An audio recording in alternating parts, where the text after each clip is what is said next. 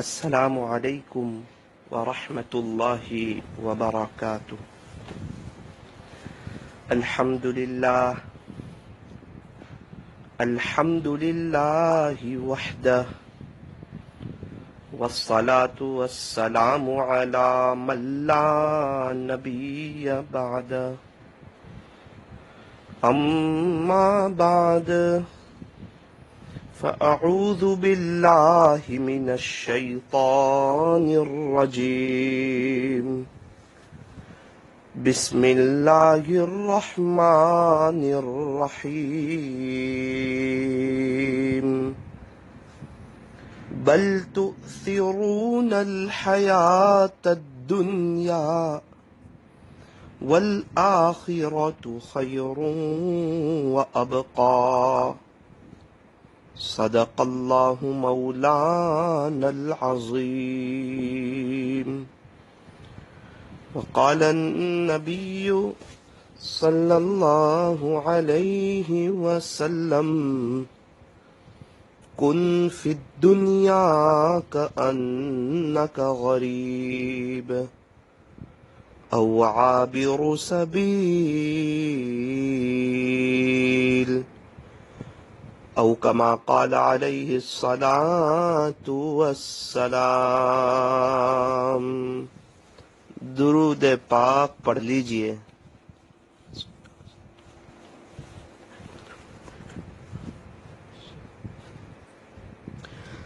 اللہ تبارک و تعالی ہمارے درود شریف پڑھنے کو قبول فرمائے، اور اللہ تعالی ہمیں موت تک کثرت سے، ادب سے، عظمت سے اور اس استحضار کے ساتھ کہ میں یہاں ہوں، میرا دل مدینے میں ہے، اللہ ہمیں درود شریف پڑھتے رہنے کی توفیق اور سعادت نصیب فرمائے. میری محترم دینی ماؤں اور بہنوں، صحابہ کرام نے نبی کریم صلی اللہ علیہ وسلم کی صحبت کی برکت سے صحابہ کو 4 نعمتیں بڑی زبردست نصیب ہوئی تھی. ویسے تو بہت سی چیزیں سیکھی تھی ہمارے نبی سے، لیکن یہ 4 نعمتیں بڑی زبردست انہوں نے حاصل کی تھی. اس میں پہلی بات یہ، ہمارے نبی کی صحبت کی برکت سے یہ سیکھا تھا صحابہ کرام نے کہ یہ دنیا فانی ہے. دوسری بات یہ سیکھی تھی کہ آخرت باقی رہنے والی ہے. اور تیسری بات یہ سیکھی تھی کہ ہم کچھ نہیں ہیں. اور چوتھی بات یہ سیکھی تھی کہ اللہ ہی کارساز ہے، اللہ ہی کام بنانے والے ہیں. صحابہ کرام کو یہ 4 نعمتیں کامل طریقے سے مل گئی تھی. ہمیں چاہیے اللہ کریں کہ یہ 4 نعمتیں ہمیں بھی کامل طریقے پر مل جائے تو دنیا کی محبت ہمارے دل سے نکل جائے. اچھا، پہلی چیز کیا سیکھی تھی ہمارے نبی کی صحبت میں رہ کر؟ یہ سیکھی تھی یہ یقین ہونا کہ دنیا فانی ہے. اللہ اکبر کبیرہ. ہم سب کو پتا ہے کہ یہ فنا کا جہان ہے، یہ دھوکے کا گھر ہے، یہ دنیا مچھر کا پر ہے. مچھر بھی نہیں فرمایا، یوں فرمایا کہ مچھر کا پر ہے، مکڑی کا جالا ہے. آپ نے تو دیکھا ہوگا کہ مکڑیاں جالے بناتی ہے، عورتیں ایک جھاڑو لیتی ہے تو 10 سیکنڈ میں اس کی کئی مہینوں کی محنت ضائع کر دیتی ہے. سب محنت دھری کے دھری رہ گئی، ایک جھاڑو گمائی، سارے جالے ختم. ملک الموت آئیں گے، ہم ختم. تو یہ دنیا فانی ہے. یہ مکڑی کا جالا ہے، یہ دنیا چھوڑ دینے کی جگہ ہے. یہ دنیا دل لگانے کی جگہ نہیں ہے کہ یہاں سے انسان دل لگا لے. چیزوں سے، مکان سے، استعمال کی چیزوں سے. یہ آخرت کی تیاری کرنے کی جگہ ہے. آخرت کو سامنے رکھ کر زندگی گزارنے کی جگہ ہے.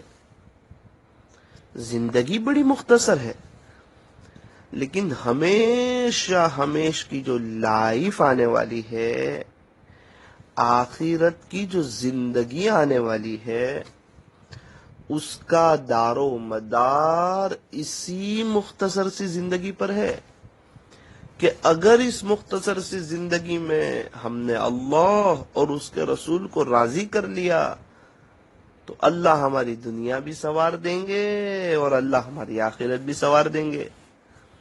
دنیا بھی بہتر ہو جائے گی، آخرت بھی بہتر ہو جائے گی. تو ہمیں بھی یہ یقین ہونا چاہیے کہ یہ دنیا فانی ہے اور جو چلا گیا وہ دوبارہ لوٹ کے آ نہیں سکتا.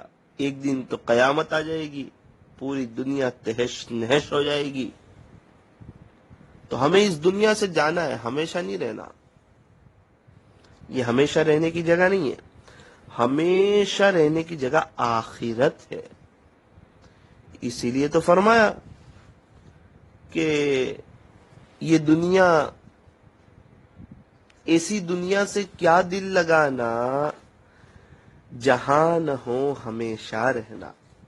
کیا ایسی دنیا سے کیا دل لگانا جہاں نہ ہو ہمیشہ رہنا. یہاں کی عزت بھی دھوکہ ہے، یہاں کی شہرت بھی دھوکہ ہے.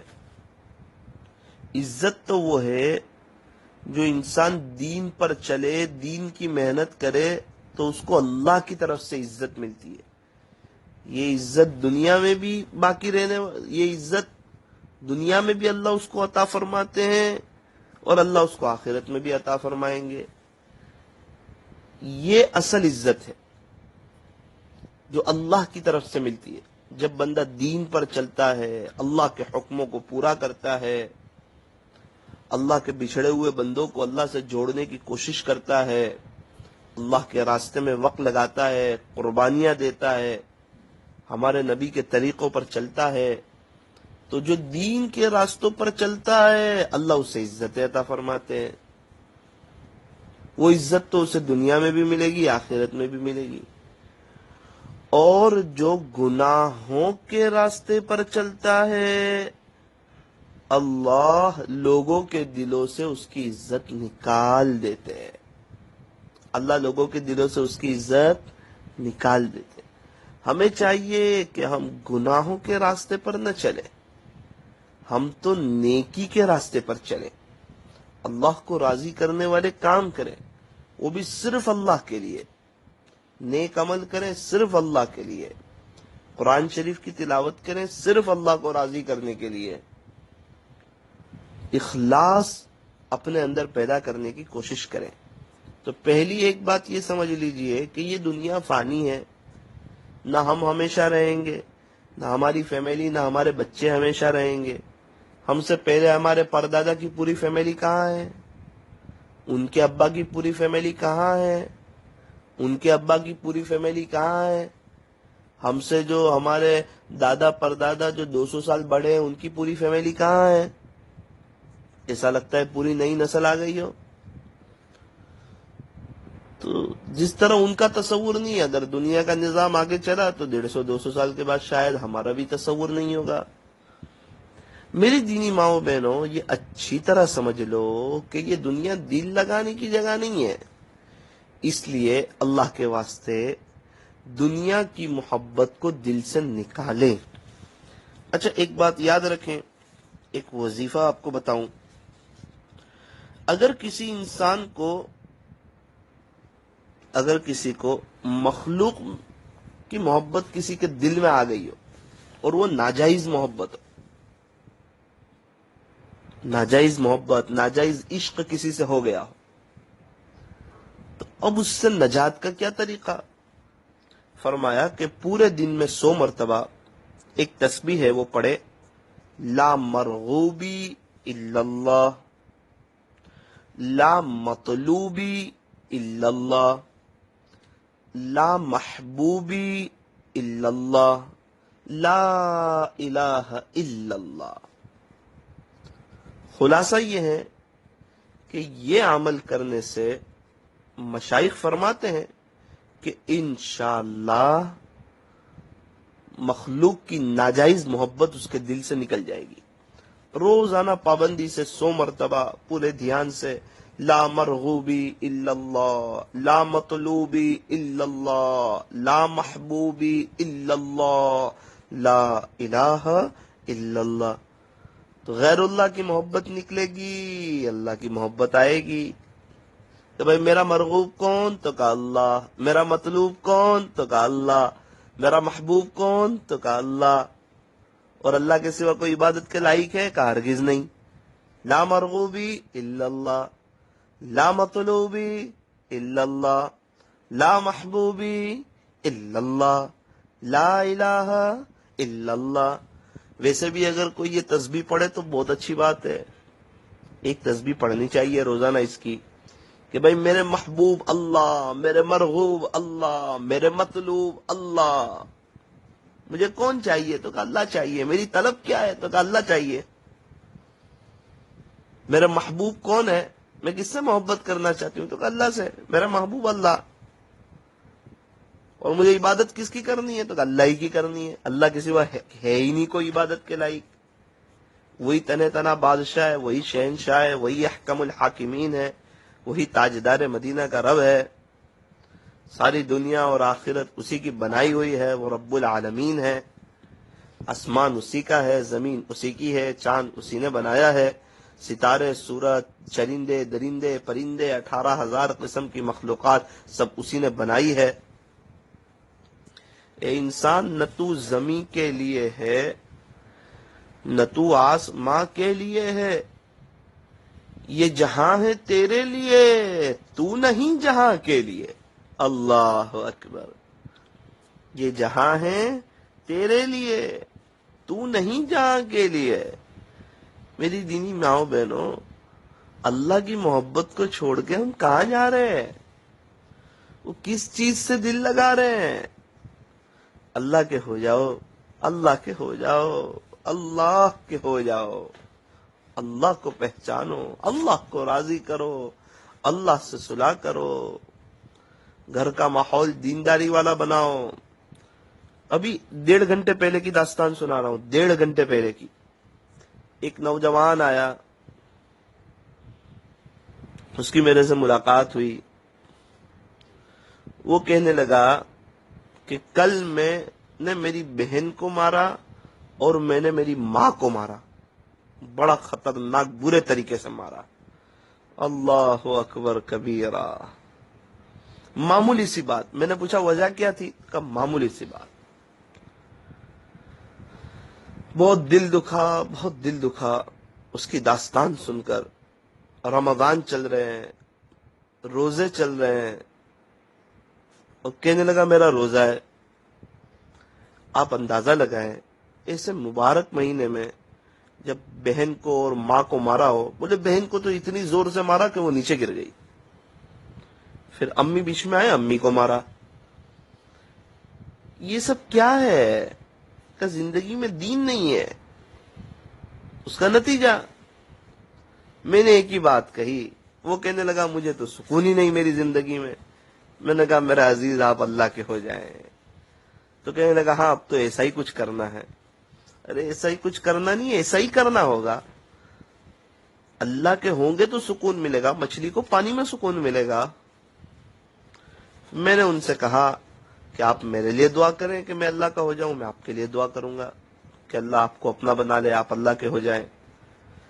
یہی آپ سے بھی درخواست کرتا ہوں، آپ میرے لیے دعا کریں کہ میں اللہ کا ہو جاؤں، میں آپ کے لیے دعا کرتا ہوں کہ آپ اللہ کے ہو جائیں۔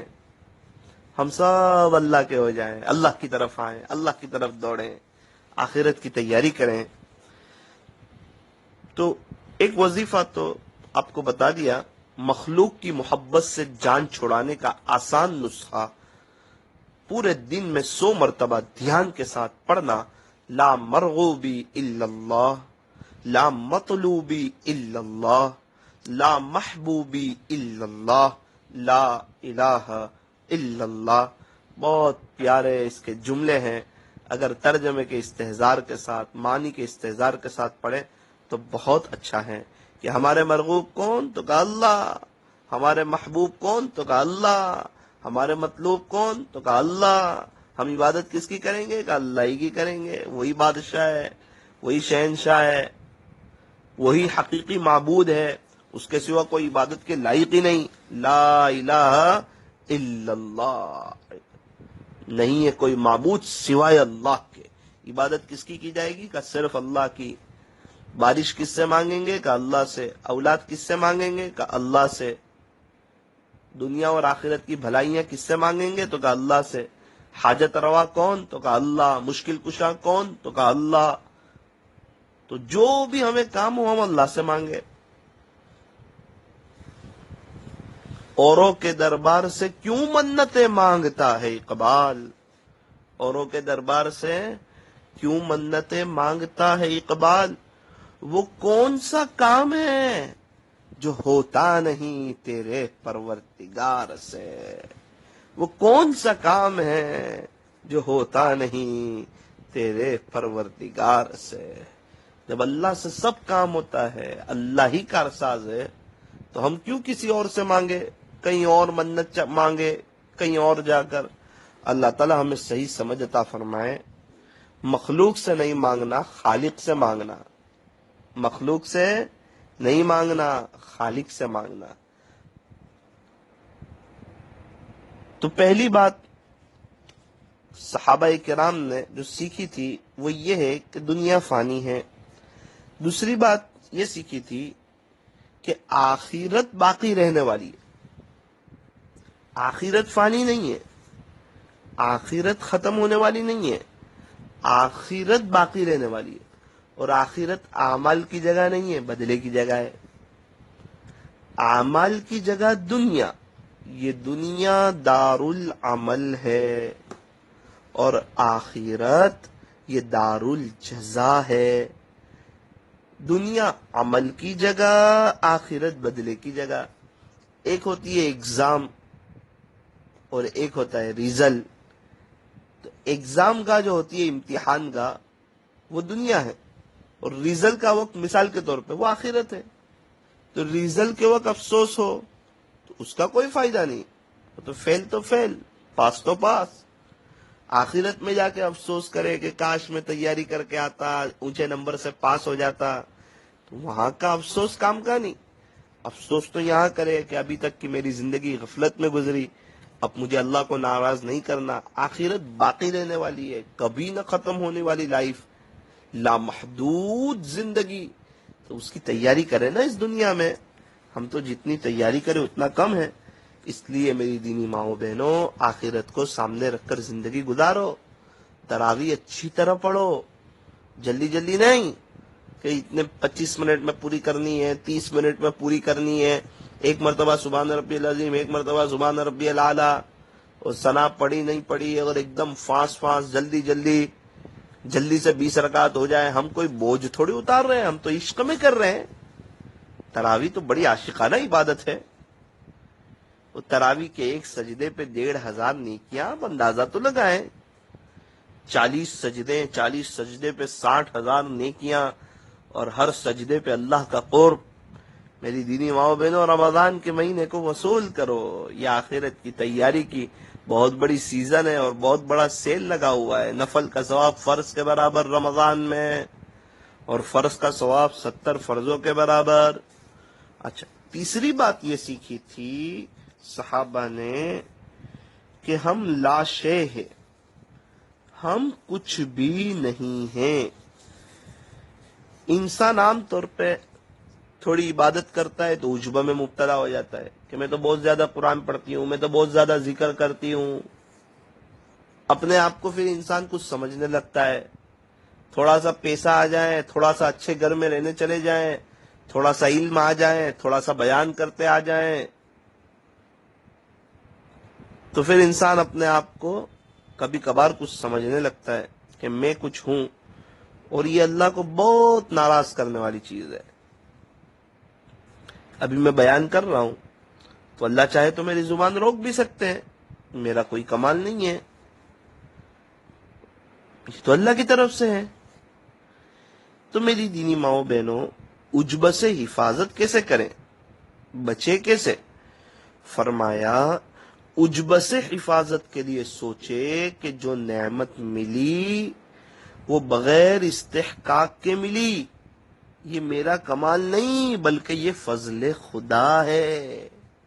جو نعمت اللہ نے ہم کو دی ہے اس میں ہمارا کوئی کمال نہیں ہے کہ ہم اس لائق تھے تو دی. تو کہنا نا ہمارا کمال نہیں ہے، یہ تو اللہ کا فضل ہے. وہ چاہے تو لکھوا بھی لگا سکتا ہے، وہ چاہے تو گونگا بھی بنا سکتا ہے، وہ چاہے تو بہرا بھی کر سکتا ہے، وہ چاہے تو نابینا بھی کر سکتا ہے، وہ چاہے تو عبادت کی توفیق چھین بھی سکتا ہے، وہ چاہے تو نعوذ باللہ ایمان بھی لے سکتا ہے. وہ دینا بھی جانتا ہے، وہ لینا بھی جانتا ہے. عجب نہ کریں. اگر دوسرے ہمیں فضیلتوں سے خالی نظر آتے ہیں تو ممکن ہے کہ ان کو ایسے کمالات ملے ہو جو ہماری نظر میں پوشیدہ ہو. ہم کو لگتا ہے کہ بھائی میں تو بہت عبادت کرتی ہوں پر دوسرے سب اتنی نہیں کرتے. ہم کو کیا پتا، ہو سکتا ہے ان کو کوئی ایسی نعمت اللہ نے دی ہو جو ہماری نظر سے پوشیدہ ہو، ان کا تعلق اللہ کے ساتھ مضبوط ہو اور آخرت میں وہ ہم سے آگے نکل جائے. ہو سکتا ہے ان کا خاتمہ ہم سے اچھا ہو جائے. ابھی ہمارا بھی اینڈ نہیں آیا، ان کا بھی اینڈ نہیں آیا، ابھی خاتمہ نہیں ہوا ہے. اس لیے میری دینی ماؤں بہنوں، کسی کو حقیر نہ سمجھو، اپنے کو اچھا نہ سمجھو. عبادتوں میں آگے بڑھو لیکن تواضع کے ساتھ، عاجزی کے ساتھ. علم میں آگے بڑھو تواضع کے ساتھ. یہ نہیں کہ میں کچھ ہوں، مجھے آتا ہے، لوگ مجھے اللہ والا سمجھے. نہ نہ نہ نہ نہ، ہم تو گنہگار ہیں. ہم تو اپنے آپ کو گنہگار سمجھے. ہم اپنے آپ کو مٹائیں گے تو اللہ تعالیٰ عزت دیں گے. من تواضع للہ رفعہ اللہ. جو شخص اپنے آپ کو اللہ کے لیے جھکائے گا رفعہ اللہ، اللہ اس کو باعزت کرے گا. تو جو شخص اپنے آپ کو، جو شخص تواضع اختیار کرے گا تو اللہ اس کو باعزت کرے گا. اللہ جس کو عزت دینے پر آئے پھر دنیا کی کوئی طاقت اس کو ذلیل نہیں کر سکتی. تو ایک تو یہ بتایا کہ عجب سے حفاظت کیسے کریں. دوسری بات سن لیجئے. عام طور پہ ایک بیماری ہے غیبت، جو عام تو عام خواص بھی اس میں مبتلا ہے بہت سے. فون پہ غیبت، گھروں میں غیبت. جھوٹ اور غیبت اتنی خطرناک چیز ہے کہ بعض علماء کے نزدیک تو اس کی وجہ سے روزہ ہی ٹوٹ جاتا ہے. اللہ اکبر کبیرہ. امام ابو حنیفہ رحمۃ اللہ علیہ کے نزدیک نہیں ٹوٹتا، جمہور کے نزدیک روزہ نہیں ٹوٹتا، لیکن روزے کی جو برکتیں چلی جاتی ہے اس میں تو کسی کو اشکال نہیں ہے. تو ہم کیوں جھوٹ بولے، ہم کیوں غیبت کریں؟ اچھا، غیبت کا علاج، بھئی ایک شخص کو شوگر ہے تو شوگر کا علاج، پریشر ہے تو پریشر کا علاج. تو ہمیں غیبت کا عادت ہو گئی تو اب غیبت کا علاج کیا، تو وہ بھی سن لیجئے. فرمایا غیبت کرتے وقت یہ خیال کرو کہ دوسرا شخص میرے نیک اعمال کا حقدار بنے گا. یہ غیبت کا بڑا ہی انوکھا علاج ہے. اللہ اکبر کبیرہ. ایک بزرگ نے فرمایا کہ غیبت کے وقت یہ خیال کرو کہ دوسرا شخص میرے نیک اعمال کا حقدار بنے گا، کہ میں اس کی غیبت کروں گا تو میرے نیک اعمال اس کے پاس جائیں گے، اس کے گناہ میرے پاس آئیں گے. کہ جب بندہ غیبت کر رہا ہو تو سوچے کہ دوسرا شخص میرے نیک اور مقبول اعمال کا حقدار بن جائے گا، کمائی میری جائے گی دوسروں کے یہاں، کماؤں میں اور دوسروں کو دے دوں تو کیا مت.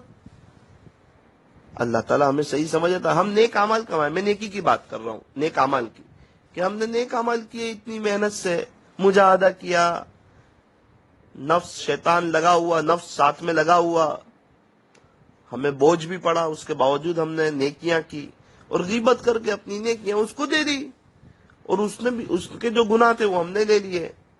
تو کیا مطلب کا کسی کو اپنی نیکی دے کر؟ تو ہم کیوں کسی کی غیبت کریں؟ ہم کیوں کسی کی غیبت کریں؟ میری دینی ماؤں بہنوں، غیبت سے بہت دور ہو جاؤ، غیبت سے بہت دور ہو جاؤ. خاص طور پر رات سونے سے پہلے میاں بیوی عام طور پر 10-15 منٹ غیبتیں کرتے ہیں. ماں باپ کی غیبت ہو رہی، بھائی کی غیبت ہو رہی، بہن کی غیبت ہو رہی، اڑوس پڑوس کی غیبت ہو رہی، اوپر نیچے والوں کی غیبت ہو رہی. میں عورتوں سے کہنا چاہتا ہوں، اکثر شروعات عورتیں کرتی ہے کہ آج تو گھر میں یہ ہوا یہ ہوا. کام کی باتیں کرو نا، گھر میں جو اچھی باتیں ہوئی وہ کرو، غیبت مت کرو. ساس کے آج تو بہو نے یہ کیا نہ، وہ دوسری بہو نے یہ کیا نہ، وہ تیسری بہو نے یہ کیا، چوتھی بہو نے یہ کیا، اس نے یہ کیا. او دنیا بھر کی غیبتیں. تمہارے بھائی نے یوں کیا نہ، تمہاری بہن نے یوں کیا. ارے غیبتیں کر کے سو رہے اور سحری میں اٹھ کے تہجد پڑھ رہے اور سمجھ رہے ہیں ہم تہجد گزارے. سحری میں تہجد تو پڑھنی ہے، پھر وہ سمجھ رہے ہیں ہم تہجد گزارے اور غیبت کی وہ بھول گئے. ہمیں تو کہا کہ نیک عمل کر کے بھول جاؤ، گناہ ہو جائے تو یاد رکھو، افسوس کرو، ندامت کرو، اللہ کے سامنے نادم ہو جاؤ. تو ہم تو میری دینی ماؤں بہنوں بہت دور ہو جاؤ غیبت سے. بڑی خطرناک بیماری ہے. ہمارے نیک اعمال دوسرے کو دے دیں گے، دوسروں کی برائیاں لیں گے. آلریڈی ہماری برائیاں زیادہ ہے، ہمارے اندر عیب زیادہ ہے، ہمارے گناہ زیادہ ہے. ہم آخرت کی بڑے پیمانے پر تیاری کر نہیں پائے ہیں، اور جو تھوڑی بہت نیکی ہوئی ہے وہ بھی دوسروں کو دے دینا اور دوسروں کے گناہ لے لینا. یہ کہاں کی عقل مندی ہے؟ یہ آخرت کی تیاری ہو رہی ہے، نقصان ہو رہا ہے. ہم کہاں جا رہے ہیں؟ تو میری دینی ماؤں بہنوں، غیبت سے بھی بچو، عجب سے بھی بچو. اور چوتھی جو چیز سیکھی تھی وہ یہ سیکھی تھی کہ یہ یقین ہونا کہ اللہ ہی کارساز ہے. کام بنانے والا کون ہے؟ تو کہا اللہ ہے. خالق کون ہے؟ تو کہا اللہ ہے. تو جب کام اللہ بناتے ہیں، عزتیں اللہ دیتے ہیں، تو ہم اللہ ہی سے مانگے نا. کچھ ضرورت ہو تو، کچھ کام ہو تو اللہ سے کہیں. کیا پریشانی ہے، کیا تکلیف ہے، اللہ کے سامنے رکھے. لوگوں کے سامنے آج تک رکھتے رہے تو کیا مسئلے حل ہو گئے یا پریشانیاں بڑھ گئی؟ بچے نافرمان ہیں تو اللہ سے دعا کریں. شوہر کے ساتھ نہیں بن رہی تو اللہ سے دعا کریں. ساس کے ساتھ نہیں بن رہی تو اللہ سے دعا کریں. آپ کی بہو صحیح نہیں چل رہی تو آپ اللہ سے کہیں. آپ کے بچے نافرمان ہو چکے تو اللہ سے تار جوڑیں. آپ اپنے بس کی محنت کریں. آپ کو کیا تکلیف ہے؟ آپ کرائے کے مکان میں رہتے ہو، آپ کو خود کا مکان چاہیے تو اللہ سے کہیں نا، جم کے دعا کریں. آپ فلیٹ میں رہتے ہو اور آپ کو بنگلے میں جانا ہے تو فلیٹ میں رہتے اس پر اللہ کا شکریہ ادا کریں اور اللہ سے دعا کریں، اللہ مجھے بنگلے میں جانا ہے. اللہ ہی سے مانگ رہے ہیں نا. اللہ کے لیے تو کوئی بڑی بات نہیں، بنگلہ کچھ بھی نہیں اللہ کے لیے. تو بادشاہوں کا بادشاہ ہے، اس کے خزانے لامحدود ہے، اس کے خزانوں میں کچھ کمی نہیں. روزانہ تہجد کی توفیق چاہتے ہیں موت تک تو اللہ سے کہیں. اشراق چاش اوابین کی توفیق چاہتے ہیں اللہ سے کہیں. آپ کو ایسا لگتا ہے کہ گھر میں فلاں چیز کی ضرورت ہے تو اللہ سے کہیں، اللہ تعالیٰ ذریعہ بنائیں گے. تو کارساز کون ہے کام بنانے والے؟ تو کہ اللہ ہے.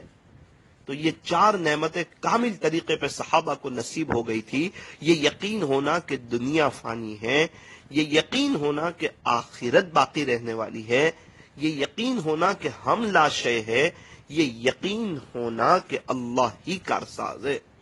صحابہ کرام کو تو بہت سی نعمتیں کامل طریقے پہ نصیب ہو گئی تھی. صحابہ کرام کو تو حضور علیہ السلام کی صحبت کی برکت سے اللہ تعالیٰ نے تو ان کو کامل بنا دیا تھا. کامل نعمت یوں سمجھیے کہ صحابہ کرام تو کہاں سے کہاں پہنچے ہوئے، ہم اس کا تصور بھی نہیں کر سکتے.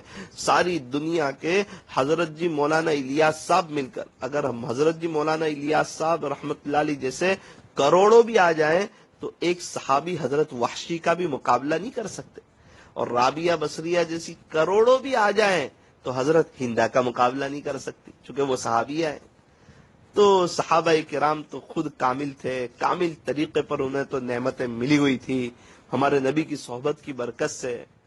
اللہ تبارک و تعالی ہمیں ہمارے نبی کے صحابہ کے نقش قدم پر چلنے کی توفیق عطا فرمائے، صحابہ جیسا ایمان بنانے کی توفیق عطا فرمائے. کیسی قربانی اور ہمارے نبی کی سنتوں کا کیسا اتباع اور ہمارے نبی علیہ السلام کے ارشادات کی کیسی قدر اور اللہ اس کے رسول سے کیسی محبت. اللہ اکبر کبیرہ. پتا تھا نا کہ دنیا فانی ہے، پتا تھا نا کہ آخرت باقی رہنے والی ہے، اس لیے آخرت کی سب صحابہ نے بڑے پیمانے پر تیاری کی، اللہ ان سے خوش ہو گئے۔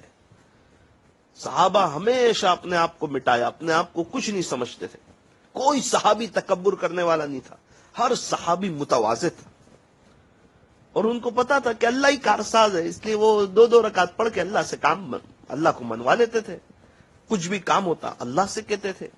اللہ تعالی ہمیں صحابہ کرام کے نقش قدم پر چلنے کی توفیق اور سعادت عطا فرمائے، آخرت کو سامنے رکھ کر زندگی گزارنے کی توفیق عطا فرمائے۔ ہاتھ اٹھائیں، دعا کریں۔ الحمدللہ رب العالمین والعاقبۃ للمتقین، یا رب صلی وسلم دائما ابدا علی حبیبک خیر الخلق کلہم۔ پیارے اللہ، رحیم مولا، کریم آقا، اللہ یہ 4 نعمتیں ہمیں بھی عطا فرما۔ دنیا فانی ہے، ہمیں سمجھا دے، آخرت باقی رہنے والی ہے، اللہ ہمیں سمجھا دے۔ آخرت باقی رہنے والی ہے، اللہ ہمیں سمجھا دے۔ ہم کچھ نہیں ہے، ہم لا شے ہے، اللہ ہمیں سمجھا دے۔ آپ ہی کارساز ہے، اللہ یہ ہمیں سمجھا دے۔ یہ 4 نعمتیں ہمیں بھی کامل طریقے پر نصیب ہو جائیں، ایسے فیصلے فرما۔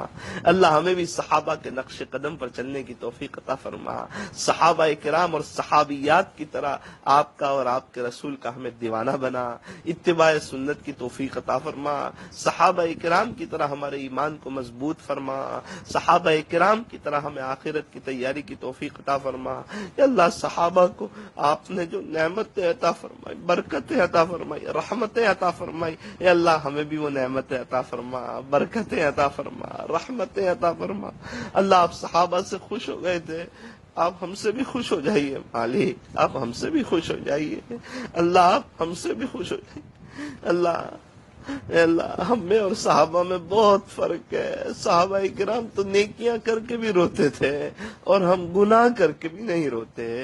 اللہ، صحابہ تو نیکیاں کر کے بھی روتے تھے اور ہم گناہ کر کے بھی نہیں روتے۔ اللہ، لوگوں کے سامنے رونے سے بچا لے، آپ کے سامنے رونے والا بنا دے، آپ کے سامنے مانگنے والا بنا دے، اپنے آپ کو مٹانے والا بنا دے، دنیا کی محبت دل سے نکال دے، ناجائز محبت سے ہماری جان چھڑا لے، ناجائز محبتوں سے ہماری جان چھڑا لے۔ آپ کی حقیقی محبت عطا فرما، آپ کی حقیقی محبت عطا فرما۔ وہ تسبیح لا مرغوبی الا اللہ، لا مطلوبی الا اللہ، لا محبوبی الا اللہ، لا الہ الا اللہ۔